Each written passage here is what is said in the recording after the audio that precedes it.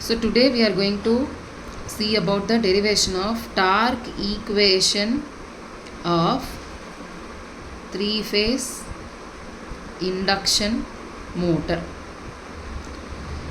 So first, to derive the torque equation of three-phase induction motor, we need to know about the parameters. So first of all, the driving force for the torque, which is represented as phi. So this phi, which is responsible for producing the rotor induced EMF. So after that, whenever we get the phi which is induced inside the rotor, then definitely we will be getting a component which is called current. So I2R is the current, the magnitude of the rotor current at running condition. So now if we consider these two parameters, induction motor will operate at a power factor of lagging power factor. So combined together, considering this phi and also I2 and I2R and cos phi, we will be writing the torque equation as torque directly proportional to phi into I2R into cos 2 phi R.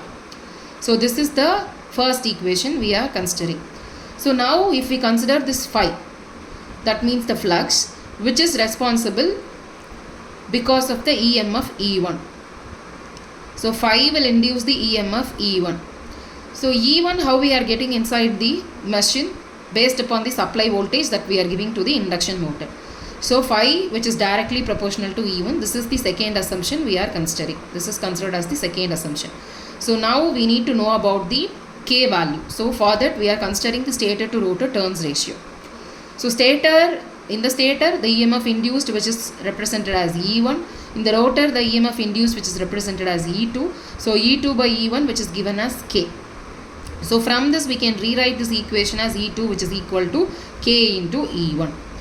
So E2 now which is directly proportional to E1. If we remove the proportionality constant, we can come to the third conclusion that E2 directly proportional to E1.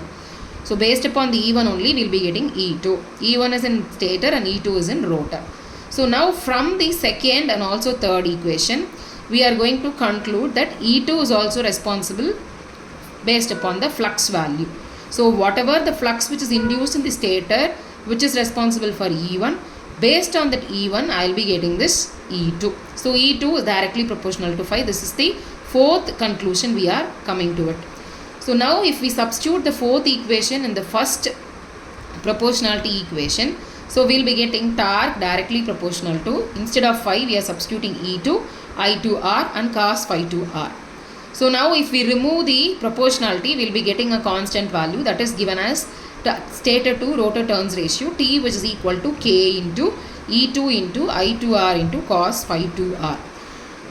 As per the stator and rotor components of the three-phase induction motor, we know that the torque equation can be derived based upon two conditions. One is running condition and another one is starting condition. So this 2R represents running condition, the current, the rotor current in the running condition.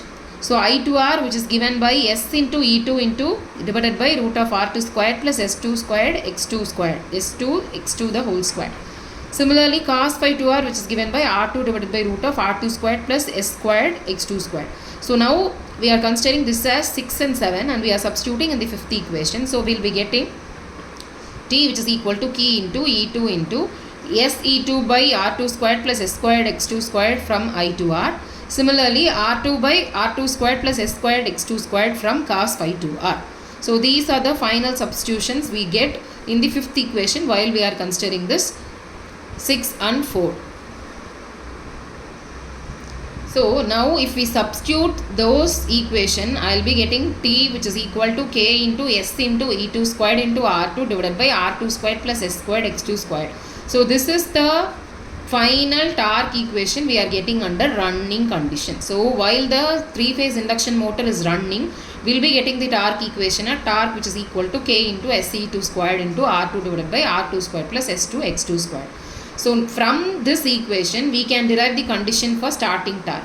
So starting torque, how we can derive is substituting S value which is equal to 1, we will be getting the starting torque value, because when we will be substituting S is equal to 1, whenever the motor which is having stator and rotor running at same speed, that means my S value which is equal to 1.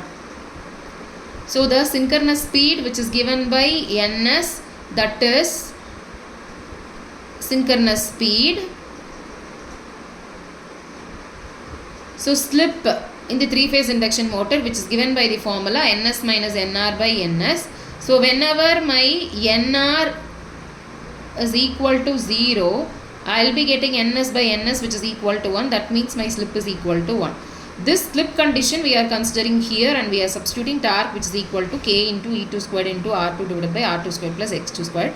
This is the torque equation we will be getting during the starting condition, and this is the torque equation we will be getting during the running condition.